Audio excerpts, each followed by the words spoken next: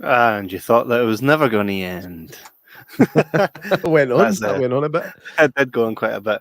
Ladies and gentlemen, welcome back to the Jibber Jabber podcast. Thank you for tuning in tonight on this year's Sunday on the most consistent podcast there is that we know of, that everybody knows of. Mate, that's one thing that we didn't actually talk about, how consistent we are, mate.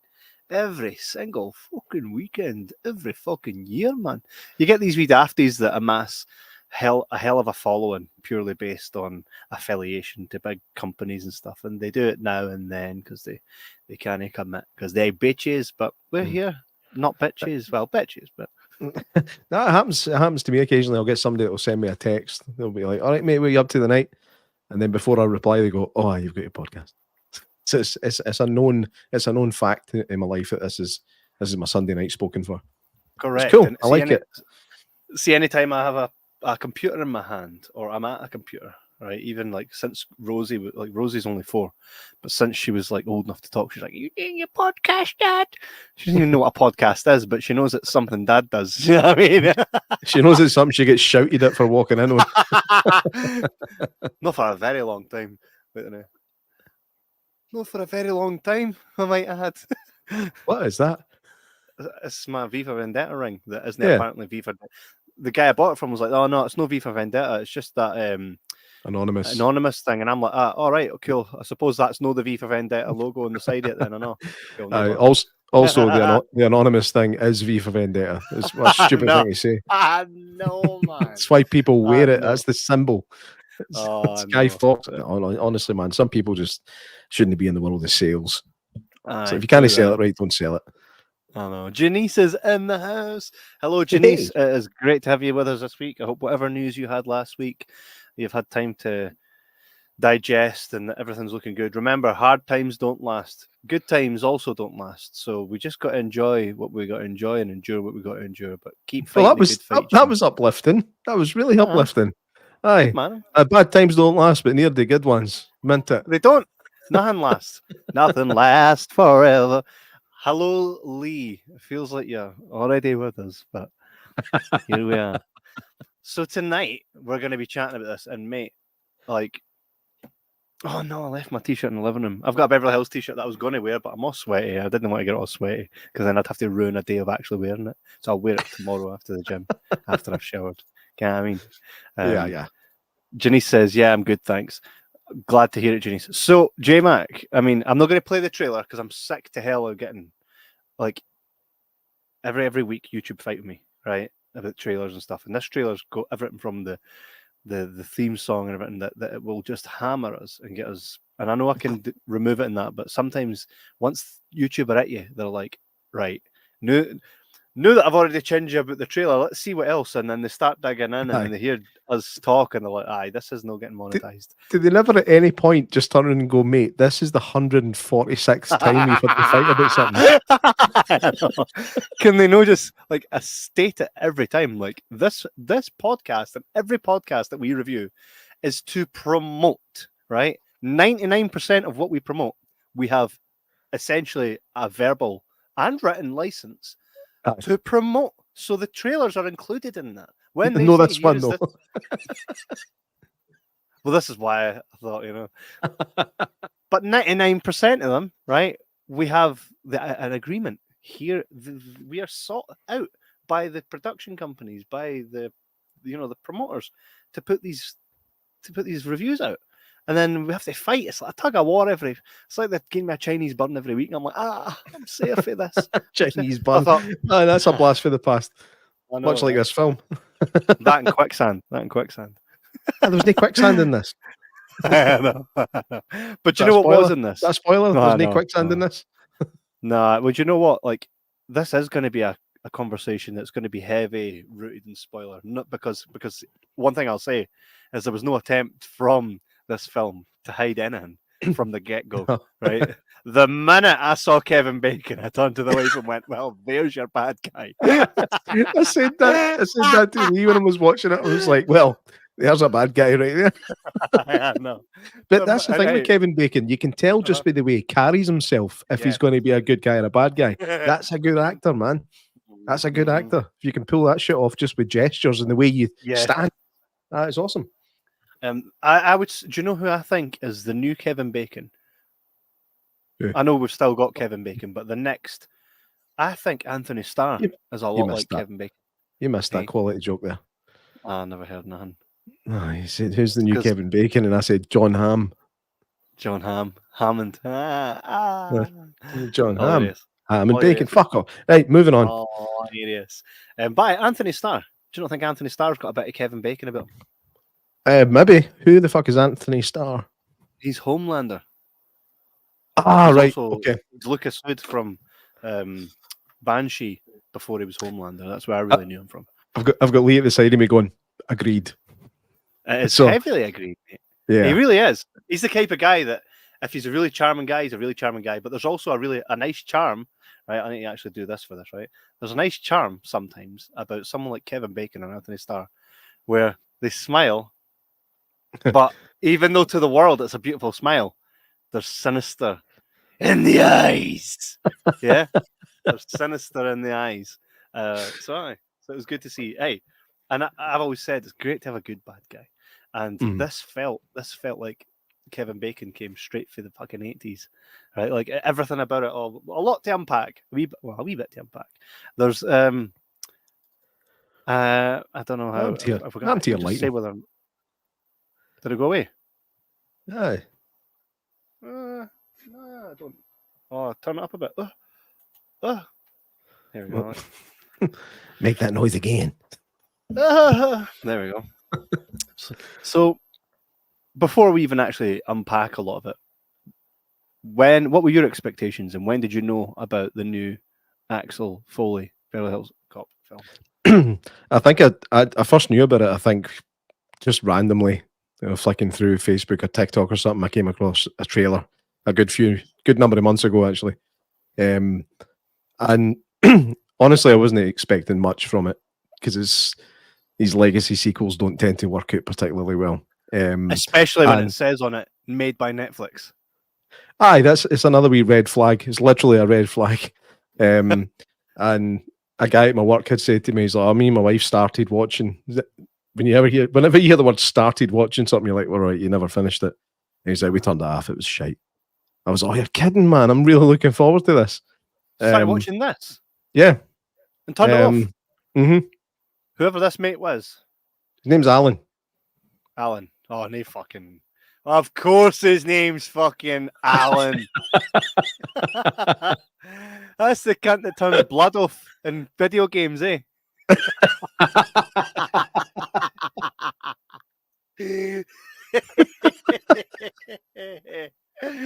Alan, of course. Aye. Kind of guy that bursts your ball instead of getting it back to you when it lands in his garden. Alan. Aye. He's a nice guy. I like Alan, but I have to disagree. You have to disagree with his. I have to disagree with his analysis of this film. To be honest, he's a nice guy. I was right, but he's a nice guy. Aye. Well, Alan needs to reevaluate his situation, pal, because my expectations of this were this, right? And we will talk a wee bit about Netflix, and sometimes they hit it just right, sometimes they fuck with it, right? There's a balance there, though. Okay. The fact that Beverly Hills Cop, right? They made the first one and the second one with Brigitte Nielsen in it, right? Those were hailed, right? They done great in the box office, right? Even though the second one, like the critically, the second one they were like, oh, as a bit of a floozy, but it made its money. Like the box office shows, and how we remember the second one. Like no one hates it. The second one was good. Everybody, this is everybody that ever liked Samurai Cop, Beverly Hills Cop. Anybody that ever liked. Sorry, I'm thinking his little brother, Samurai Cop. Anyone that ever watches the Beverly Hills Cop films and you talk about it, the conversation goes like this: "Oh, I love Beverly Hills Cop. Second one was class. Then they fucked it." Right? That's the conversation. However, and this is a conversation for another time, J-Mac, right? But I need to do it physically. I didn't think the third one was that bad. Thinking a third one was that bad. This seems to be a running theme on this podcast, eh? I've got was- previous. I've got Good. previous. Terminator 3, man. Nobody likes Terminator 3 except you. Did you go and see it a million times to make up the box office figures? Probably. The thing is, mate, we'll get into that another time. I think maybe even just a rewatching of the third one from us is overdue, so that we can really. Because the last time I saw it, I was a lot younger. I'd like to see it now, just to say, because you forgive everything when you're a kid. So I watched it as a kid, going, "Yeah, I loved it, the fairground shit." So I'd like to go back and really reevaluate that, right? So since the third one, there have been many start-stops to Beverly Hills Cop for a fourth one. Right. Eddie Murphy was like, I'm not doing a fourth one unless there's reason, right? Unless we get a good script. I don't want to rush it. Never wanted it to feel unless I'm skint. Which, by the way, He does pay a lot in child support. but he went for years toying with it and many times coming away from it because he was like, nah. And he had his kind of heart set on producing a series where his son would be the main protagonist and he would essentially pop in on the pilot. Now, when that went to Paramount and they were like, okay, let's go for it, they were like looking through the paperwork going, Eddie Murphy's only signed on for the pilot. What the fuck? And they were like, yeah, Eddie doesn't actually want to be in it. Axel Foley's not to be in it. It's to follow his son. They were like, so you want to give us a samurai? Yo, I'm going to keep doing this. Samurai hit cop on the heat. It's Matthewman's fault. So you want to give us a Beverly Hills Cop TV series with no Axel Foley? That's correct. And that was in 2009. So that, again, so anytime... Right, so because every time I heard that there was going to be another Beverly Hills Cop, it was always met with, oh, of course there was. So many times there was going to be another Beverly Hills Cop, and there wasn't. The first one, right, phenomenal. The second one was directed by Tony Scott, right? And the third one, John Landis. I mean, that's royalty there for sequels. That's a right change in tone, though, eh? Correct. It's Tony Scott to John Landis. Is that what went wrong? Well, here's the thing. The third one, John Landis wanted Axel Foley to be mature and no more of his, his always landing in the wrong scenario with the right attitude type thing. Which is why a lot of people, including Eddie Murphy, had a lot of issues with the third one. However, moving on to Axel Foley, right? This one, for me, my expectations were, so I see, Beverly Hills Cop, Axel F. So it's the fourth one. I thought, they finally done it.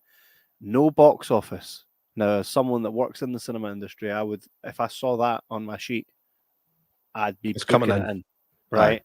But I thought, why? And I thought, do you know what? The cinema industry's on its arse. Really, it's on its arse. I thought, and everything's going to streaming. So the fact that this is landing on Netflix doesn't scare me. You know what I mean? Like, it's not so bad that it's not B-movie that it wouldn't. This totally could have had a run. But I can tell why it wasn't, and I can tell from the back end of it that they probably would cost them more putting it into cinema, where they would probably just gain more through Netflix, Yeah, and because one big deal sort of thing. Yeah, and it's such a risk as well, doing something that's part 4 of anything, let alone something that's part 3 was quite questionable in the eyes of many. Right? That was very diplomatic. Questionable. Well, I'm not going to. I'm not landing my hat yet. I'm not a kind of diehard Beverly Hills Cop fan. I don't think I've seen the first one until I was in my 20s, and I don't think I've seen either of the sequels all the way through. But I didn't feel lost watching this one, which is good. It means that you can just kind of jump in, like a new audience can find this one and go, "That was quite good." What were the originals like? So, mate, it was 40 years after the first one. Yeah, 40 years. And Eddie Murphy still looked the same. Well, no, he didn't. Nah, not quite the same. Early Eddie Murphy was young and a very speedy like this, but now not so much. We got an older Eddie Murphy. My wife doesn't like Eddie Murphy, or she didn't like Eddie Murphy, right? And then recently, remember they did that Christmas film a couple of years ago? I can't even remember what it was called now, but it was actually pretty good. It was a decent kind of family Christmas magic film. And then she watched a good chunk of this with me, and she was actually like, "He's not annoying me in this." And it's like the character of Axel Foley has developed along with Eddie Murphy. He has matured, 100%. and he's not silly in this. Like there's Well, silly mate. moments, but there's one point where he goes to do something silly and he's like, you know what, I'm too tired for this. Aye, Fuck it. yeah, totally. And Do you know? I love that. As you say that, there's one thing, because I actually, which was an experience here for me. I watched this with my wife, and before I put it on, I was like, look, I want to review this, and I really want to see it, right? I said to her, she's like, but do I have to have watched the old ones too? And I says, I don't think so. I says, I don't think they're playing it this way. I says, and to be honest, if so, it'll only be the first one, right? And then I'm like, Judge Reinhold, and Lauren's like, oh, okay, Neil. I'm like, yeah, Neil. Right. My wife was like, who is he? I was like, so that's his stepdad for the Santa Claus. She's like, that's it. and how many times during the film did you turn to your wife and go, I met him in real life? Just once. I had done it about 3 times at least. So I spoke to that guy, man. His wife was a bit of a ball, but he was a bit of a ball. Mind his wife was like, yeah, we want to know film, and we're like, no, we want to film. It's like, no, we do want to keep filming now, so. I was like, still going to film, right? She was nice though.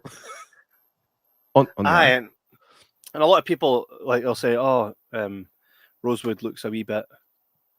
He looks a wee bit different." I'm like, no. So he looked when I met him. So he looked when I met him, Ken. When I was chatting away to me, that's how he looked. Nice guy. His wife's a bit much.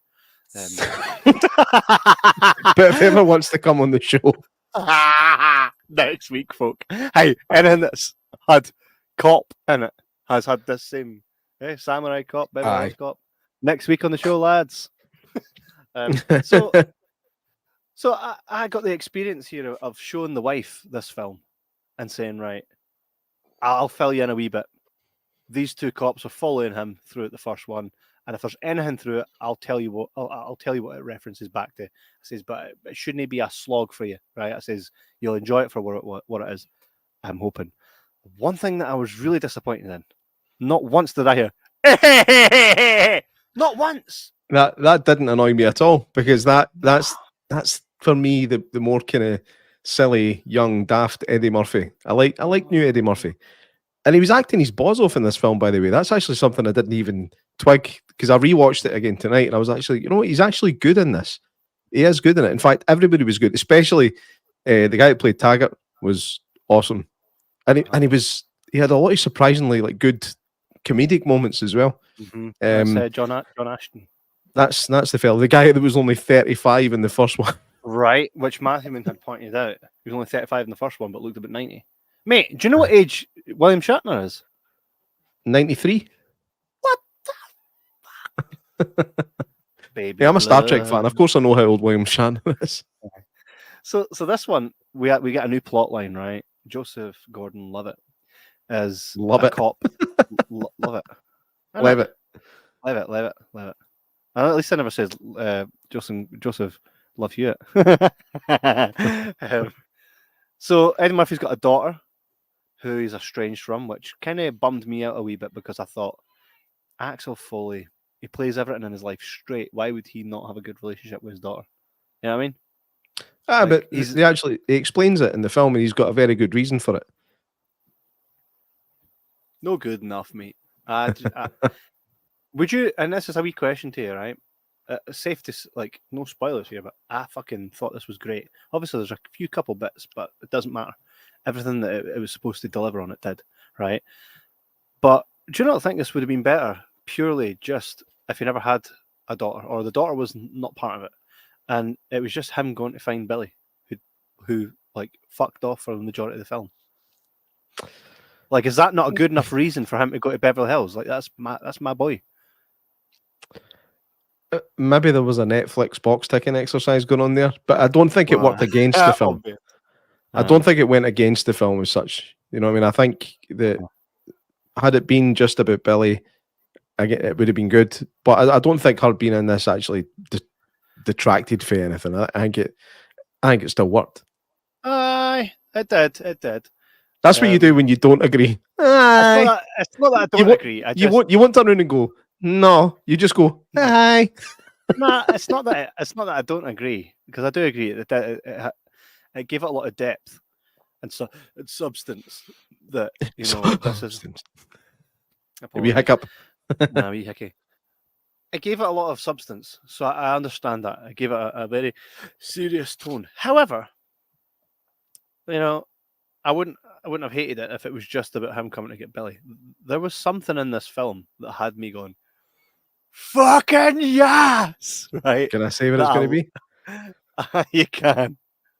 Is it the music? No, that was amazing, but no. Oh, shit. Man, I thought that was going to be a big talking point. No, I mean, it is a big talking point. It's something. Don't worry, we'll get to that.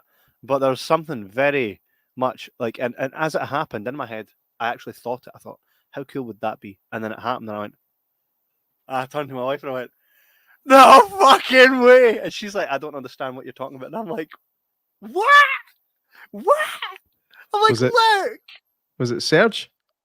No, Serge was a nice thing. Right, you're just going to need to tell me. Mate. Fucking Shooter McGavin. Fucking yes, man. Now, it's clearly meant to be him. There's he's not named, but that can't be anybody else. And you can clip this right for the next year or so when it comes out. And Happy Gilmore 2, I would fucking love it if Shooter talks about the time when he was on the course and a helicopter landed in front of him. Please, mate. Because that means Axel Foley and Happy Gilmore in the same fucking universe. Yes! I fucking loved it, mate. I'm going to read here a part from the director, right? Basically touched upon this because fans were up in arms, right? There was an upcry. So the director says here, I was talking with Mary Vernier. Why is it anytime I got to read anything, the fucking names are all hard to read? I was talking with Mary Vernier, our casting director, about the golfer role that we knew we had, and I said I'd love to get a great cameo. He recalled to the Hollywood Reporter. So we started talking about it, and then we were like, Christopher McDonald. Oh yes, that would be amazing, and fans love it. I've heard the reaction when people see Chris come on the screen, and it was just a really fun cameo. So there's no bigger story behind it, apart from wanting to have some fun. But that is 1,000,000% confirmed by the director. That's Shooter McGavin. That's him just having a fucking stroll, man. A helicopter. See, when I seen a golfer, I went, imagine they had Shooter McGavin. I saw him, I went, no! I wish I'd said that out loud. I wish I'd said it out loud so that I didn't now just look like I'm talking shite. So good, man. So good. It was a good moment. But I noticed on the second watch that he said to him, this is private property. Was that guy's own golf course that only he plays on? Mate, Shooter McGavin was the big cheese in Happy Gilmore. He was the one that wins it all the time. Aye, but he lost. Surely he would have faded into obscurity. I suppose. I think if he came back the next year and Happy Gilmore didn't, he'd probably be.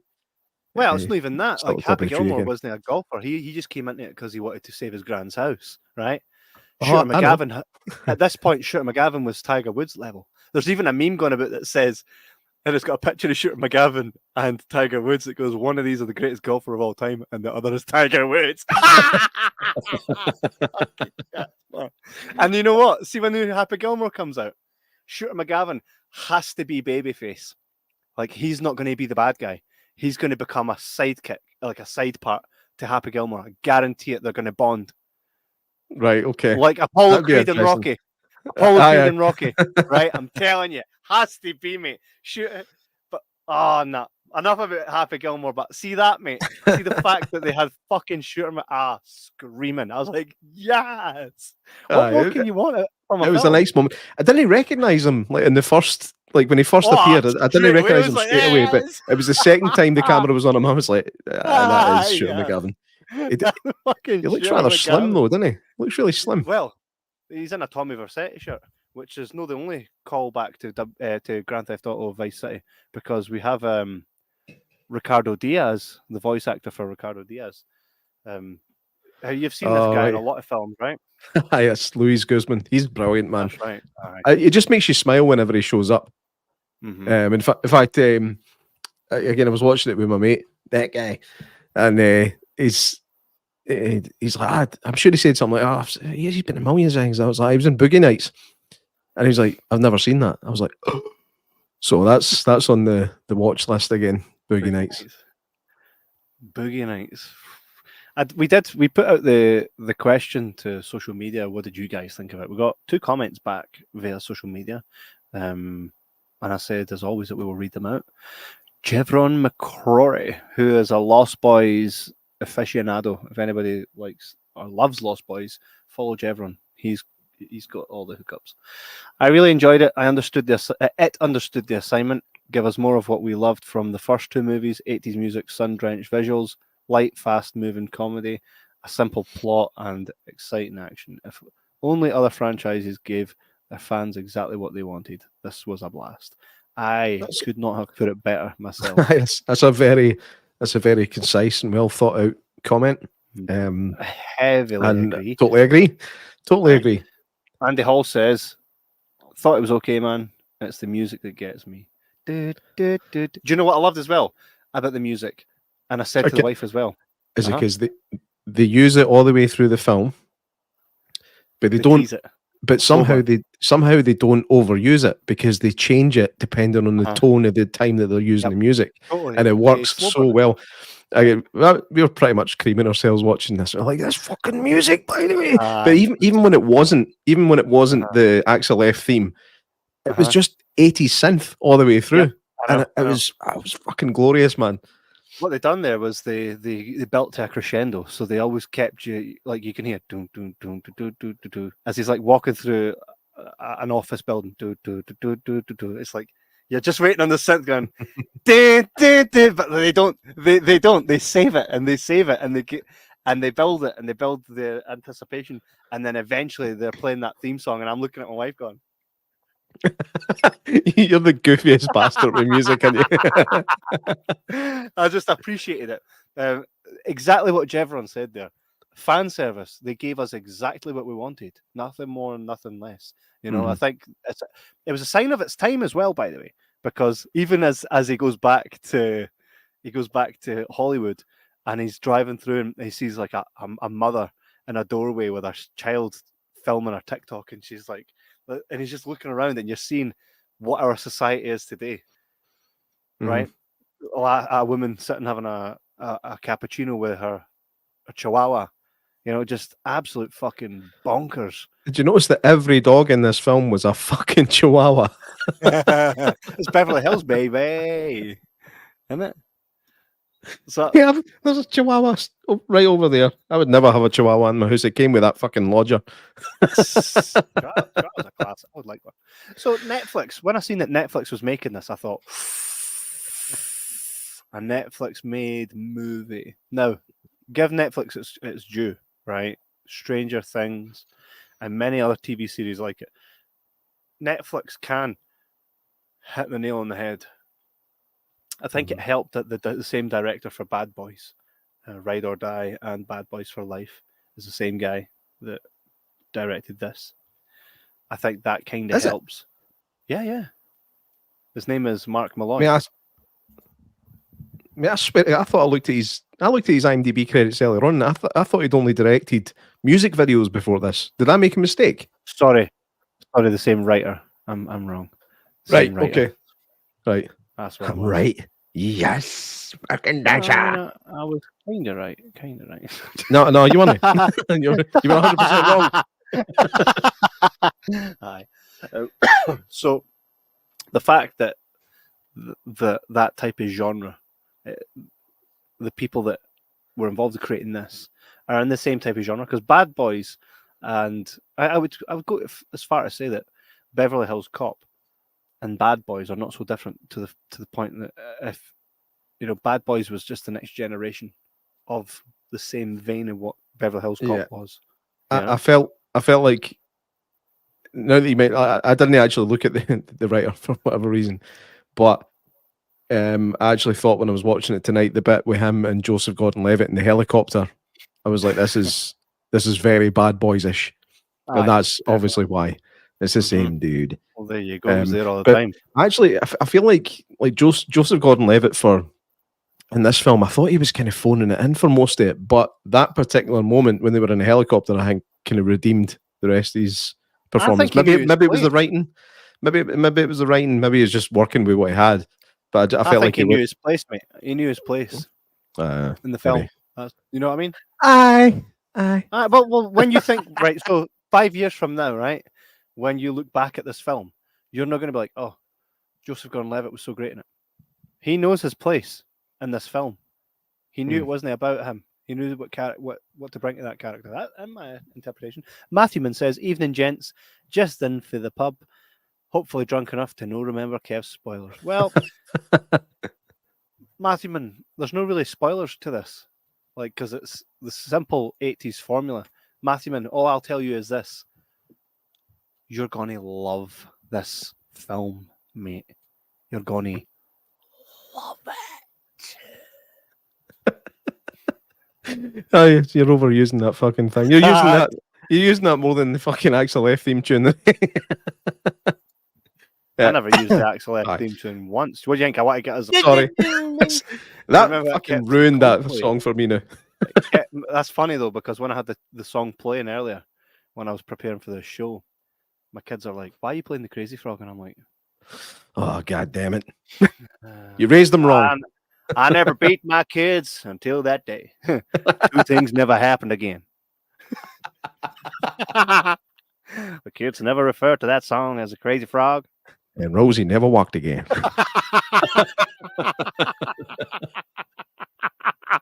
Yeah, that was funny.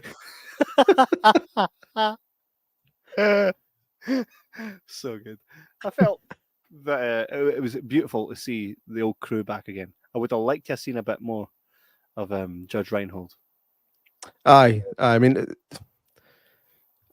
he was almost the MacGuffin of the film, wasn't he? He was the thing that was there just to move the story along. Which was why I felt like it could have been about him rather than the strange relationship with the daughter that they're all trying to kill. You know? Maybe it was a scheduling thing. Maybe Judge Reinhold's doing so much other stuff they knew that he couldn't fit this.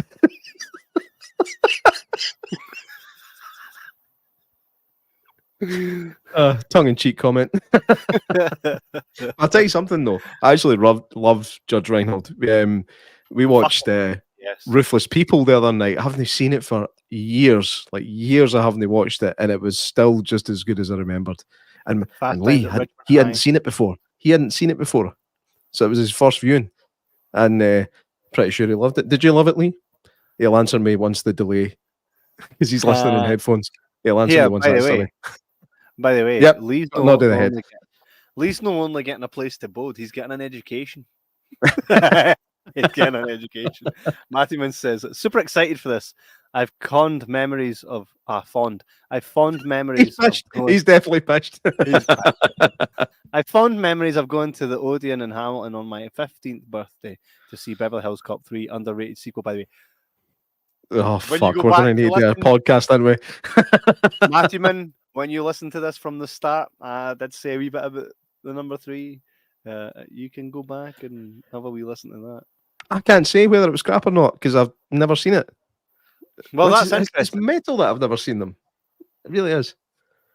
I have the collection earlier. I was wearing the t-shirt the other week on the podcast. And I meant I've never seen that go the t-shirt, literally. I'll admit, it'd be hard pressed to find a film that I've not got a t-shirt. I've got everything from fucking Dexter's Lab right through to fucking. I'll think of one. The Hand That Rocks the Cradle. Got one of them. No, you're so lying.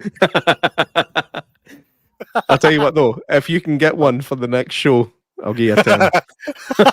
It'll cost me more than a 10, yeah, prick. I know, I'm not paying for your t-shirt, you knob. If anybody would like to buy t-shirts just for me to wear on the show, then please do contact jibberscotland@gmail.com.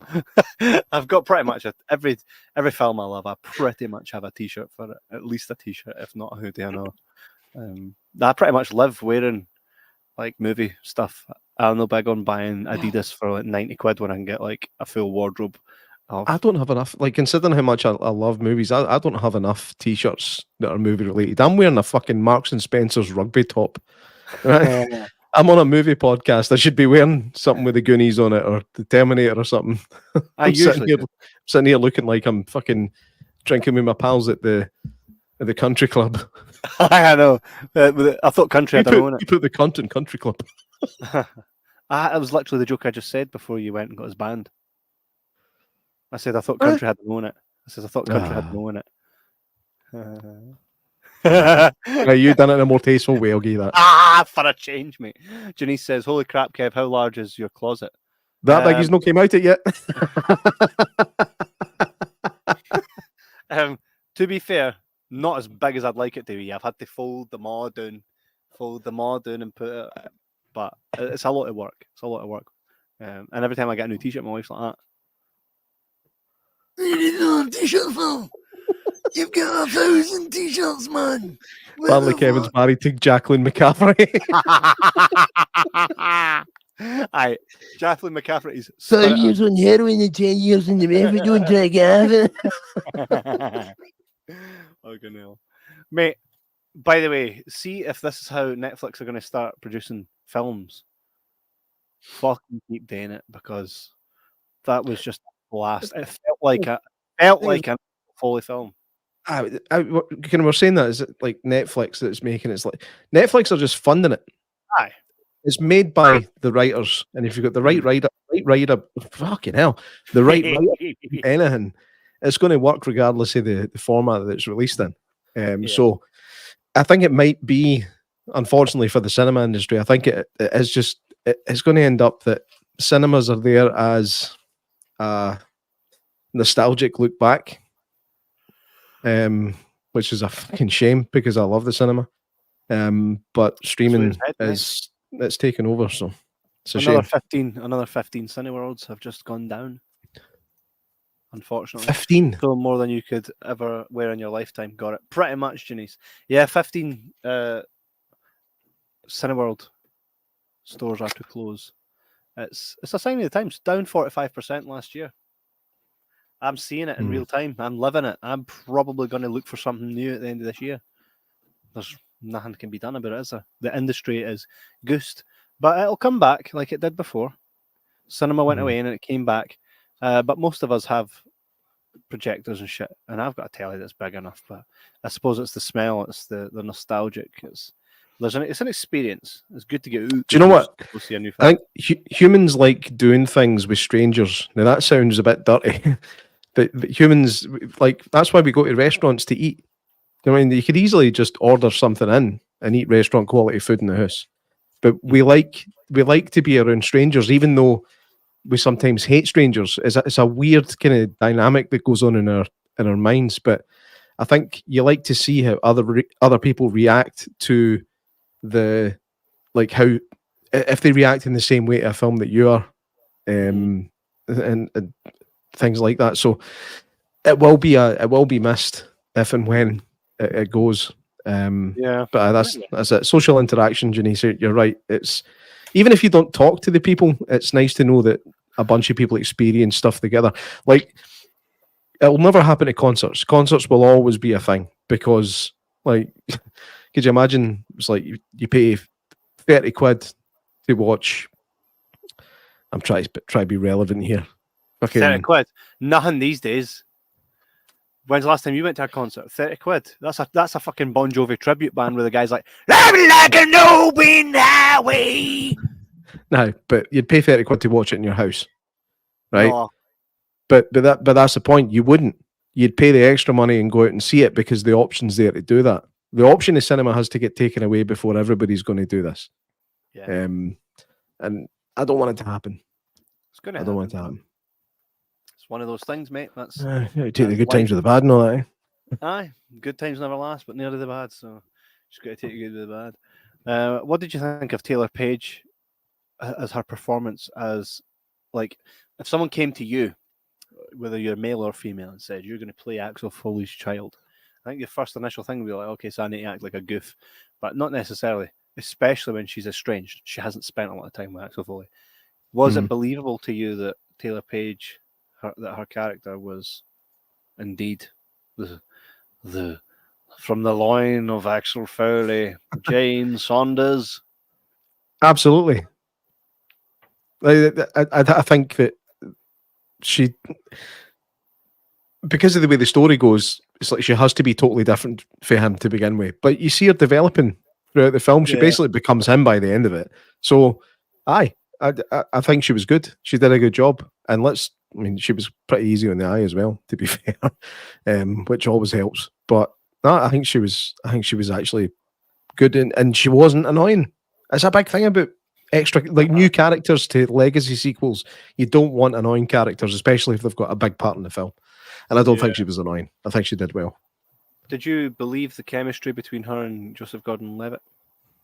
Nah. Me either. Nah. But again, I think maybe it goes back to what we were saying about his performance. Maybe he held back just a bit too much.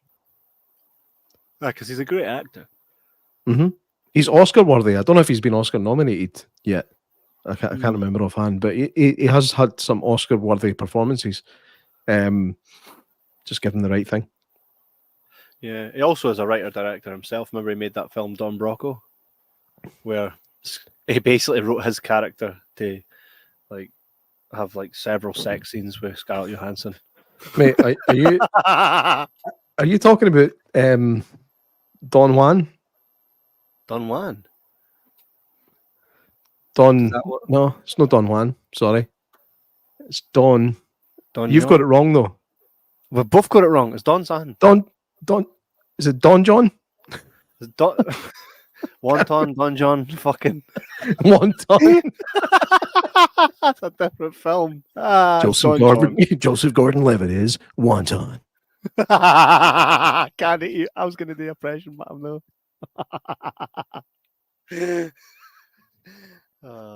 Don John. Fuck. It's Don John. It's Don John. Right. Okay. So we're both wrong initially. What the fuck is Don Bracco? Brocco. That's a band, isn't it? Don Brocco. I don't know. I'm saying in it like you know music. Right. Sorry, that you know. It was really nice to hear the Crazy Frog song in this film. We've got another comment here from online, which for some reason has only popped up in a different part. So I'll read it here via, because it's on the actual page. Michael Comiskey says, "I've never seen any of them." Fucking thanks for your input, Mike. As always. You're always full of wisdom as we, Mike. And Aaron Wohoski, sorry if I get that wrong, broski, but he says, what are you laughing at? He says, I thoroughly enjoyed it. A lot of fun. Eddie, as funny as ever. My only complaints were, could have done without the bad father routine. Fucking agree with you there, mate. That is always in movies nowadays, and I would have liked to have seen more Billy Rosewood. But other than that, I absolutely loved it. Agreed to a heavy extent, because there wasn't enough Billy Rosewood. Yeah. It goes back to maybe a wee bit of box ticking going on. So that just is what it is, unfortunately, and that's just going to be the way films are. To what Aaron just said. Until they realise how stupid it is, and that you should just make films to be good, not to tick boxes. Yeah, I don't know if I've stumbled across something here just based on what Aaron had said there, but he's correct. The whole deadbeat dad thing's been done to fucking death. What films do we watch where it's like, oh, you were a shit mum? They are there. They definitely exist. Just not as heavily as deadbeat dads. Right, they fucking don't. Let's tick all the boxes. Let's get some deadbeat mums up in this fucking joint, right? Because they exist too, by the way. Right. Susan Sarandon is the skanky mom. No, she played a deadbeat mum in what's that film again? What? Stepmother. Oh, mate, Lee had a very good input there. The mum, Sarah's mum in The Crow. Aye, until she starts cooking eggs. But before then, deadbeat as fuck. Aye, but does she still fuck up the eggs as well? Usual. Typical. They're not cooked through. I said over easy. I don't even know what that means. I remember when I was on my honeymoon in America, I went to an IHOP for my breakfast because I'd heard it in fucking Rain Man. I was like, let's go to IHOP. That's where Rain Man went. And I went, it's a place of fucking dump, right? And then They're like, how do you want your eggs? I'm like, I'll take them over easy. No idea what it meant. It's like, I still don't know what it means. I hate the fucking things and I still don't know what over easy meant. Like sunny Mate. side up makes total sense, right? Because you can argue the yolk looks a bit like the sun. But does that just mean they don't flip it? I think that's what it means. They don't flip it, they just cook it one side. So I can tell you here. Right. Oh, go for it. So sunny side up is when you flick the oil over it so that it just coats it, so you've not got bogey string when you dip your toast into the egg, right? So that when you dip the toast, the egg goes like a volcano down it, yes? Yeah. As a fucking champ egg maker here, right? 7 years in the service.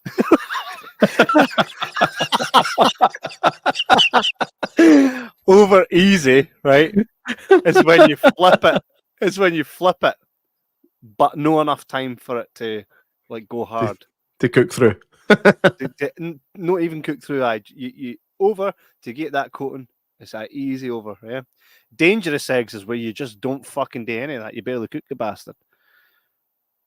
I eat raw eggs sometimes. It doesn't bother me. All right, Rocky. That's it. I don't mind it. I remember there was a challenge a while back. There was a challenge a while back where you had to take. I think it was a raw egg. It was a raw egg and a teaspoon of sugar and a whiskey. I'm sure that, or some kind of alcoholic shot. So it was egg, sugar, and shot. And the worst bit for me, honestly, was the fucking sugar. I didn't mind the egg. But definitely wasn't the shot. But you would think it would have been the egg, but no, it was the sugar. The sugar was the worst part. It's like once you've got the egg in your mouth, you put sugar in, it's just like it's like eating fucking sweet sand. Mate, I skipped all those fucking challenges. I was like, you're challenging me today, fucking nothing. I'll punch you in the chicken. But it was good to see Sergey back. He stole the show for the 10 minutes that he was in it. It was pretty funny. It was even the wee moments. It was like when they were about to leave a room and he's looking in the mirror, and then before he leaves the room, he has to go. I like the girl that he was with. For the life of me. Oh, she was brilliant, man. She was so annoying that like she played it perfectly. I hate this house. But it's when she starts fucking bagging on a wee son who's 4. So I know. He's a loser. I know she's like my kid. He's a loser. I mean, he's only 4, but you can tell, glasses and everything. That's cruel. That's good. Eh? She's like, I'm single. Well, I'm seeing somebody, but he started taking a picture of my feet. So we're working through things. She did have some good lines, man. She was pretty good. But a typical kind of LA suburban twat of a girl. I felt that they really done well to keep the essence of the 80s whilst updating it. Mm-hmm. I think it was people have their gripes, and I've been listening to a lot of people's reviews on this, right? People do have their gripes, but what I'll say is certain films, no film is without its gripes. Right, you've just got to go. Did this make me sit back and enjoy myself? Did I get from it what I expected, which is Axel Foley in a Beverly Hills Cop film? Fuck yeah! I've just realised that you are Axel Foley. Hey. Yeah, it's like like after the starting sequence with the snowplow. And everyone's a mess. He's like, oh my God, what are we going to tell the Kevin? He's like, what do you mean we, man? This is your case. That's fucking Kevin. It's about like, yeah, you can't go around calling us monkeys. You get fucked up for that. There was some lines that didn't quite hit, but for the most part, some of it like. Do you know what I loved? I meant to talk about this when we were talking earlier on about the sequels and like how the third one was pretty pish. How they actually referenced that in the film. Like it was when Joseph Gordon-Levitt was going through like old photos of him. He's like, "You're Axel Foley. So this is you in 1984. Blah blah. This is you in 1988. This is you in 1994. Not your finest moment." I was like, "That's fucking genius." I know. I didn't realise that Beverly Hills Cop 3 was so long after the second one. I thought it was like 1991 or something. But 1994, man. That's because Murphy didn't want to do it. He was like, he said basically, either you have to present me with something that's going to be like, wow, right? He didn't feel like there was much else to do. How much more times could he get into a daft situation? He says, you either bring something to me that's wow, or you pay me a shitload of cash. Guess what they paid him? 15 million. 15 million. For context, the first film was 4 million. He got paid for the first film was 4 million. That's And still a lot for essentially what was a breakout role. So Yeah, he did Trading Places before that, but yeah, for his first starring role to get 4 million, that's impressive. Like, well, by the way, Sly Stallone had basically taken on Axel Foley, was going to play Axel Foley, and wrote it to be like an actual action film, right? And when the studio were like, "Nah, this isn't right for us," he was like, "Right, well, I am out," and he took what he wrote for Axel Foley and made it into Cobra. I actually did know that. I did know that, and Cobra is pretty shite, to be honest. It's maybe one that we could watch again with rose-tinted glasses and go, do you know what? It's not that bad. But I remember Cobra being pretty pish. Aye. Matthewman says, Eddie Because Murphy you're a disease, and I'm the cure.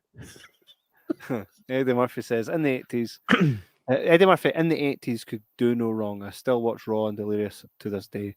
Pity he tried to go all family friendly in the 80s. By the way, let's talk about Eddie Murphy for a minute, right? Because it's a good idea. We're doing a Beverly Hills podcast.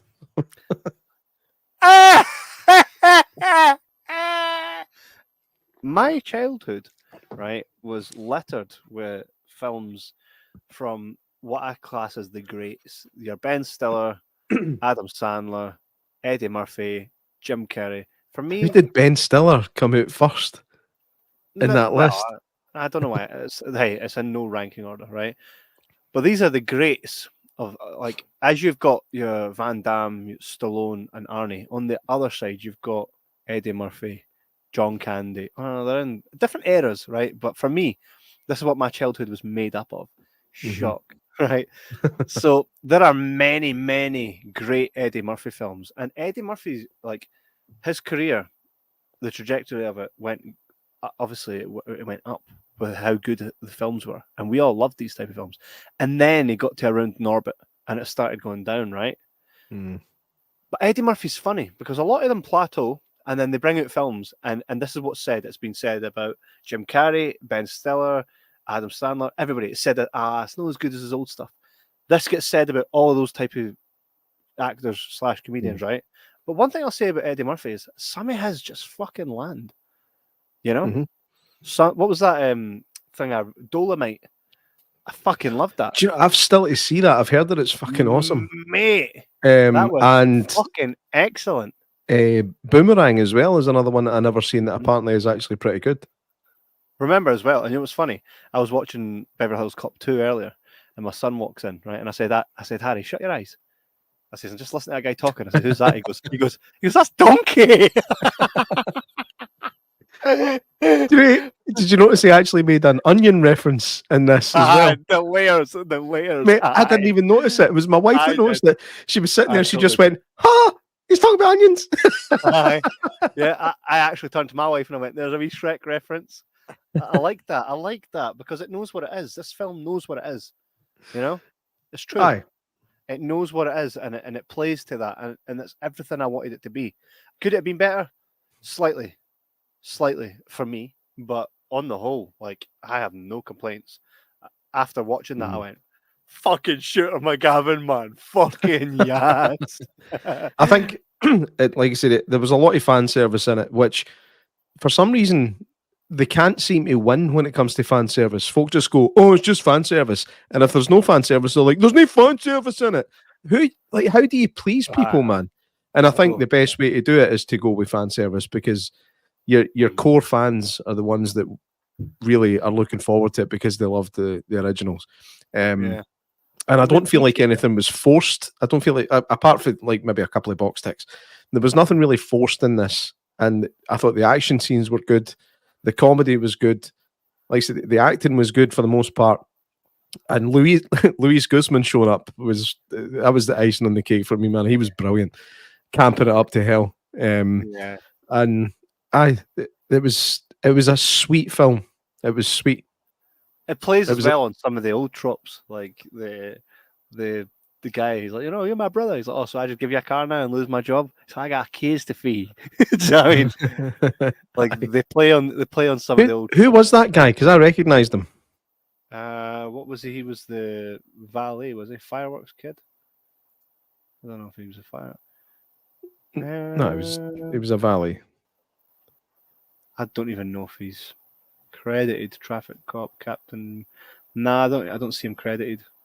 He will be somewhere. I'll find out. But I recognised him for something. I couldn't actually pinpoint it. But even he was good. Like even the people with small roles are good in this. And I don't think it's a perfect film. Far from it. I think its IMDb score has dropped a point or two since it first came out. I think it started at like a 6 point. It started at 6.7 and it's come down a wee bit. I wouldn't be surprised though if it starts coming up again with the people that didn't just jump to see it. It'll be people that are watching it randomly and they'll go, "Fucking hell, that was actually good," and then they'll leave their scores. Well, what'll happen is people will hear us talking about how good it was. That's always specifically. Oh, aye, just us. Aye, just us. But the fact, the minute they hear Shooter McGavin's in it, it's fucking nominated me. Think Happy Gilmore 2 will be straight to Netflix? Is it? I think it is. Do you know? But I'm not raging with that either. I'm not raging with that. We've got Beetlejuice coming into cinema, right? Aye. Happy Gilmore 2. They must have Shooter McGavin reference a time he was on a golf course and a helicopter landed right in front of him. Please, like, pay it back. Pay it fucking back. It's no too late. You know they're adding that into the script now and we can sue them. Timestamp jabam. But it has to be.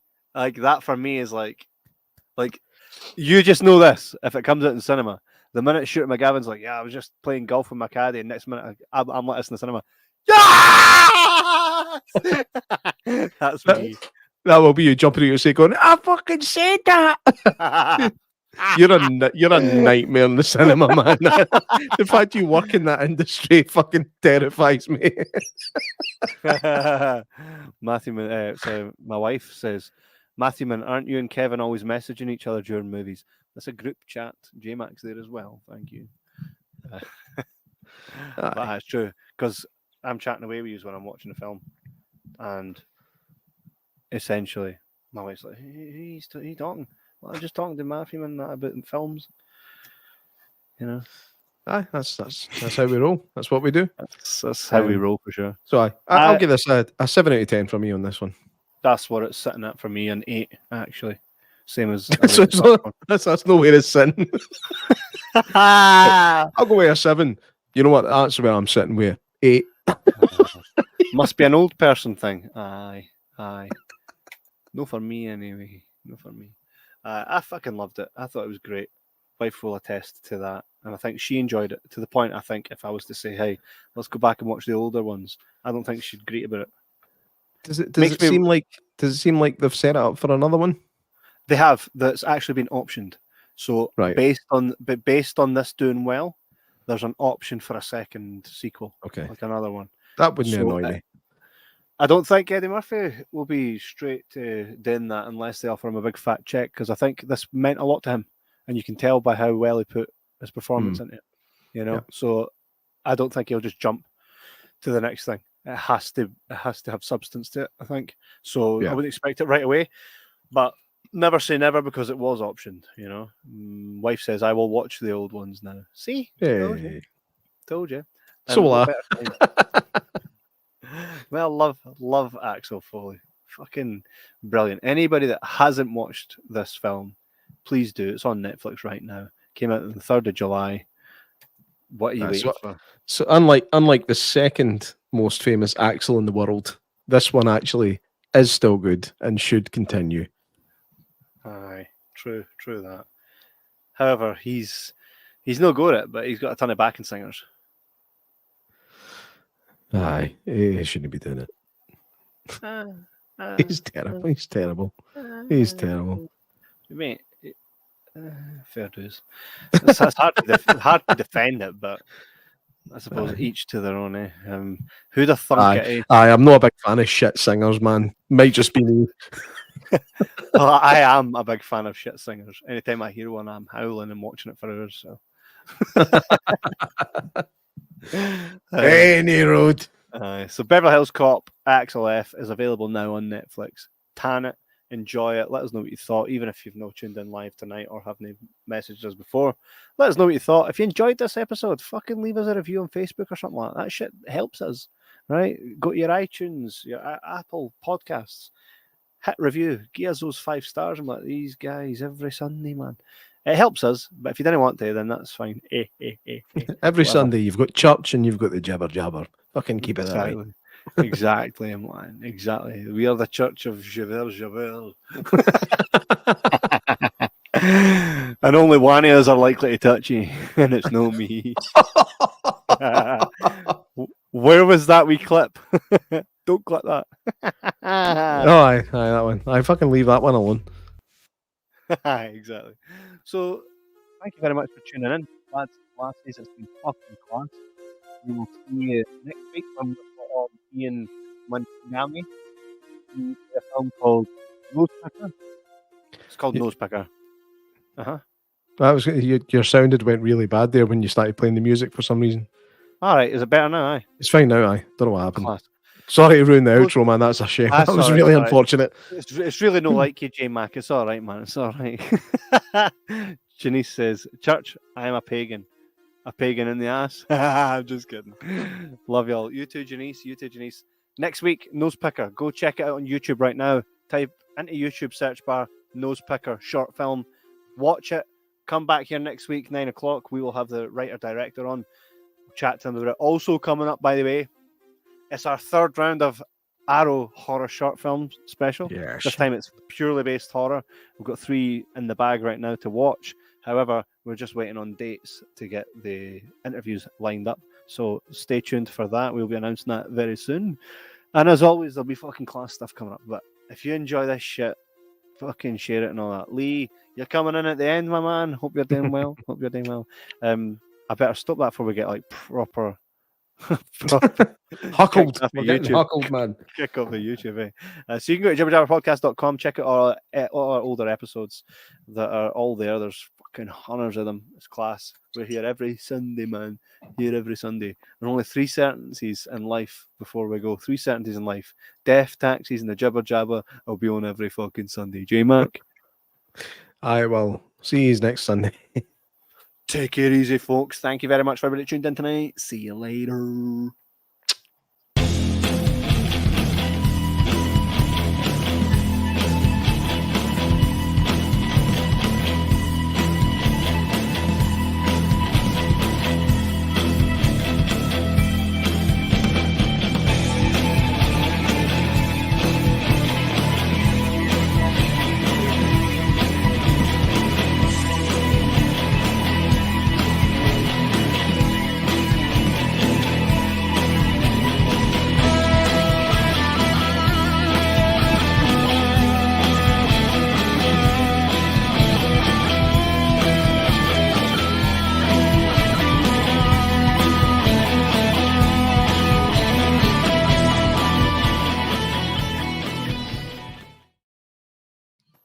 Get the fuck out of here.